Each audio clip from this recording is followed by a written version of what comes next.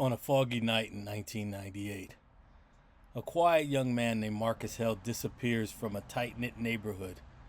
When his body is found holding a mysterious lantern, the death is ruled a simple mugging. But the community suspects something deeper.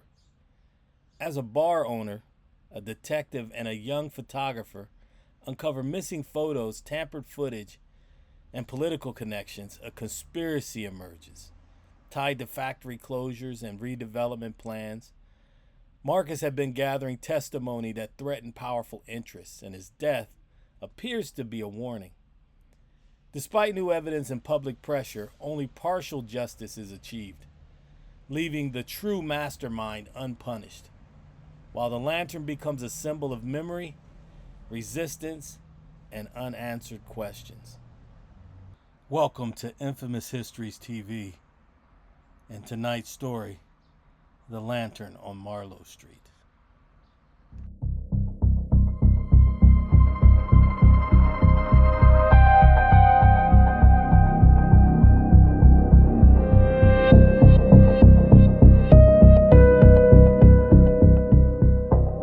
The fog rolled in thick on a November night in 1998, swallowing the end of Marlowe Street until the world felt smaller than it really was. The street lamp outside the Anchor flickered, humming faintly, and beneath it hung a paper lantern that someone had strung up weeks earlier. It had become a quiet symbol. No one remembered who put it there, but everyone had grown used to its warm glow. At 11:57 p.m., the wind picked up, and the lantern went dark. Sometime between that moment and midnight, Marcus Hale disappeared. Marlowe Street was the kind of place where nothing stayed secret for long. The brick row houses leaned shoulder to shoulder. The Eastville factory sat abandoned at the end of the block, its windows boarded like shut eyes. The Anchor, Rosa Alvarez's bar, was the unofficial town hall. Everyone passed through there eventually, and everyone talked. Marcus had left his shift at 11:30 that night. 24 years old, a quiet, dependable guy. He fixed radios for his neighbors and delivered packages during the day.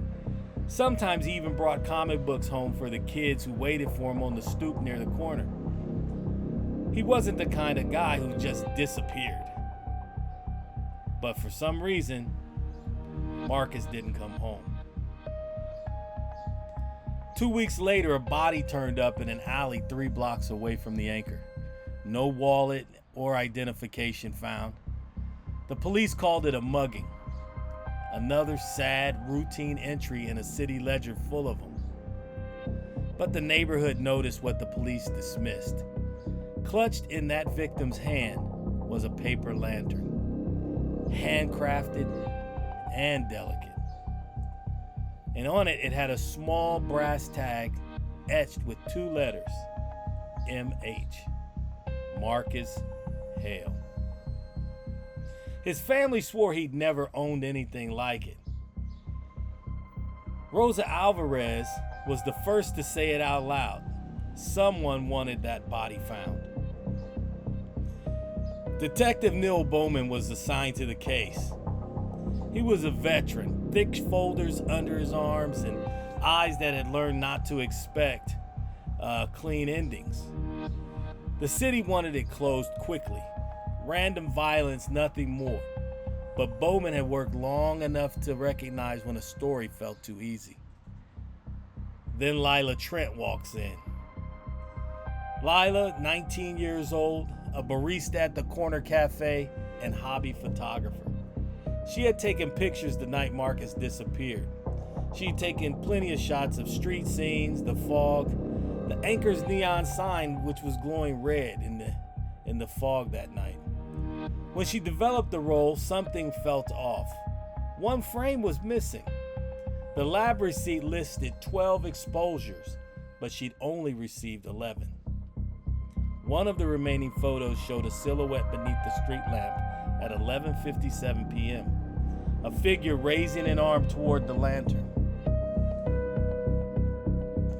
The face, impossible to see. But the posture, the coat, the stance, all rang familiar. It was Jonah Pike. Jonah Pike, councilman, former Eastville factory foreman, publicly polished and privately rumored to have connections with developers eager to remake neighborhoods like Marlowe. The factory had closed months earlier, and rumors said Pike helped push it through. Bowman kept digging. Among Marcus's belongings, he found a payroll ledger from the old Eastville factory. Inside, a penciled note, Marlowe's, 1198. Several entries labeled night shifts were also found, and they appeared long after the plant had shut down. Then came the CCTV footage. The city had claimed it was corrupted. An independent tech managed to recover part of it anyway, and Marcus walked through the alley at 11:59 p.m. A car was following him, and it stopped. The passenger door opened, and then the footage cuts off. Not long after, Bowman found a union pamphlet in Jonah Pike's trash, linking him to a private security firm known for handling cleanup operations during the redevelopment projects. The picture began to sharpen. Marcus hadn't been random. He'd been collecting stories, laid off workers, broken promises, severance disputes. Rosa remembered him sitting at the bar with a notebook, listening more than talking. He planned to help file a class action lawsuit against the factory's closure. If those testimonies reached court, millions were at stake.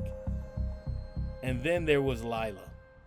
Months later, her missing development receipts surfaced, pulled from the trash outside Jonah Pike's house. She had once dated Tom Reed, Pike's chief of staff. After she mentioned going to the press, Reed urged her to leave town, suddenly and urgently. Neighbors remembered seeing Reed the night Marcus vanished. They also remembered a lantern in his hand. Bowman moved to bring Reed in, but the warrant stalled. Somehow the paperwork vanished. The district attorney leaned toward a different narrative, a drug-related mugging. The media repeated it, and that forced the case to cool off. Officially, it was labeled unsolved, but unofficially, the streets never stopped talking about it. Years later, Rosa and Lila teamed up with a local podcaster and a hacker. They combed through old backup tapes, forgotten recordings. One voicemail surfaced. It was recorded accidentally by a drunk patron leaving the anchor. A voice recognized by several listeners as Jonah Pike said, "We have to make an example." Then came the breakthrough.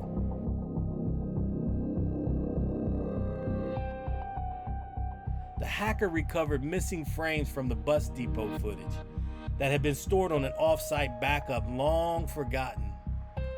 The new clip showed Marcus being shoved into the car. The passenger turned briefly. A watch flashed on his wrist that was distinctive and expensive. It was the very watch that Pike wore himself. The passenger tossed something into the alley. Later, investigators would identify it as the lantern's brass tag. Public pressure exploded. Tom Reed was arrested and charged with obstruction, an accessory after the fact. Jonah Pike resigned amid scandal, but denied everything. However, no homicide charges ever came. Later, witnesses recanted and evidence went missing. Forensics were inconclusive. The trigger, whoever pulled it, remained unnamed. This is all the hallmarks of a cover-up, y'all. Detective Bowman was promoted and the city called it a partial closure. However, Marcus's family called it unfinished. And Rosa cleaned the lantern and placed it in the anchor's front window. Each night it glowed again, soft and stubborn beneath the street lamp where the fog still rolled in. The Eastville factory remained boarded, but cranes rose above it, condos climbing toward the sky. The neighborhood changed, new faces, new businesses, and new stories. But that lantern, it stayed. And on quiet nights when the fog thickened and the street went still, people swore the light flickered, holding on to the question that Marlowe Street never stopped asking. What really happened the night the lantern went out? If you were entertained by this story and like to hear more like it, please like and subscribe to Infamous Histories TV, where we'll upload stories like this every week. See you next time.